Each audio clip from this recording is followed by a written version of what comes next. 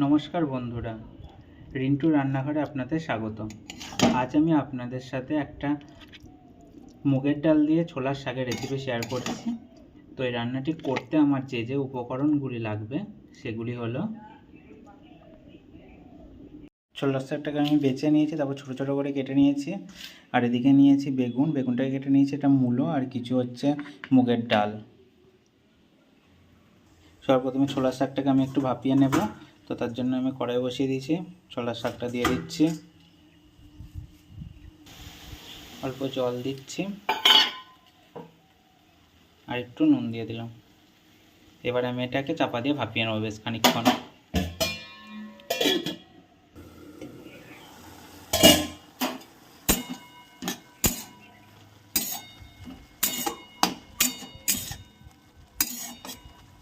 দেখুন আমি জল দিয়েছিলাম, আরও জল বেরিয়েছে।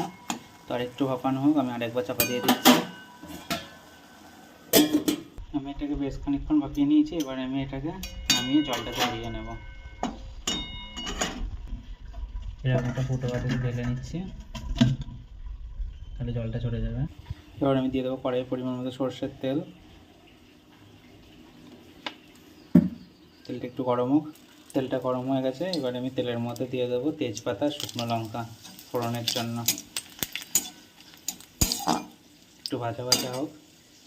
তেজপাতা শুকনো লঙ্কা ভাজা ভাজা হয়ে গেছে, এবার আমি দিয়ে দেবো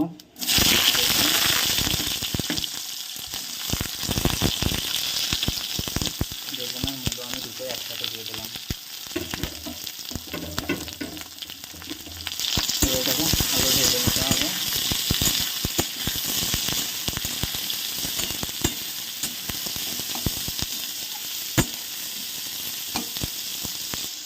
ভাজতে আমি একটু নুন দিয়ে দিচ্ছি উপর থেকে।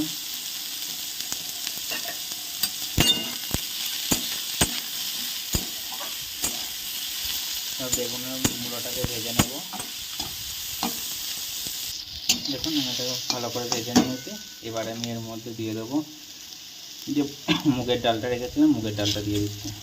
মুগের ডালটাকে একটু ভেজে নেব।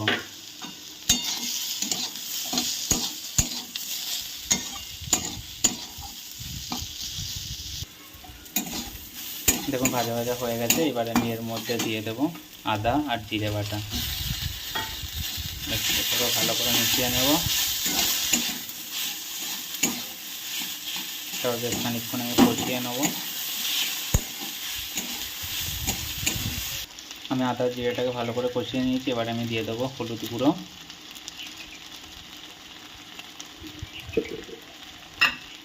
দেখছি অল্প নুন।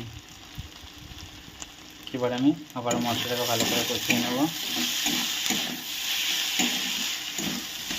আমি সামান্য পরিমাণে একটু জল দিচ্ছি। এবার আমি মশলাটাকে ভালো করে কষিয়ে নিতে হবে।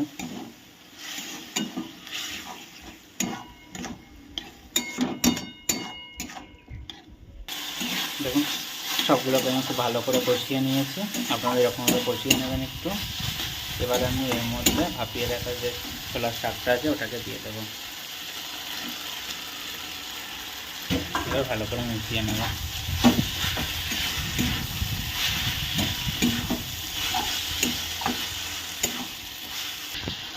এখন আমি ভালো করে মিশিয়ে নিয়েছি। এবারে গ্যাসের ফ্লেমটা কমিয়ে আমি এটাকে রান্না করে নেব। তাহলেই আমাদের মূলোটা সেদ্ধ হয়ে যাবে। বেগুনটা অলরেডি সেদ্ধ হয়েই গেছে ভাজার সময়তেই। এবার আমি চাপা দিয়ে গ্যাসটাকে কমিয়ে আমি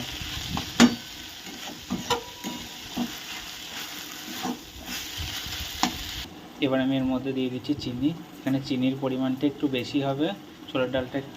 ছোলার শাকটা একটু মিষ্টি মিষ্টি ভালো লাগে, তো আমি চিনির পরিমাণটা এখানে একটু বেশি দিয়েছি। তোমরা যেরকম মিষ্টি পছন্দ করো সেরকম পরিমাণে চিনিটাকে দেবে। দেখুন এরকম ভালো করে যখন সব সবজিগুলো মিশে যাবে তখন জানবেন যে রান্নাটা পুরোপুরি পারফেক্টভাবে হয়ে গেছে। এবার আমি এটাকে নামিয়ে নেব। যদি আপনাদের এই মুগের ডাল দিয়ে ছোলার শাকের রেসিপিটি ভালো লেগে থাকে তাহলে একটা লাইক, কমেন্ট আর একটু শেয়ার করে দেবেন। দেখা হবে নেক্সট ভিডিওতে। ততক্ষণের জন্য টাটা।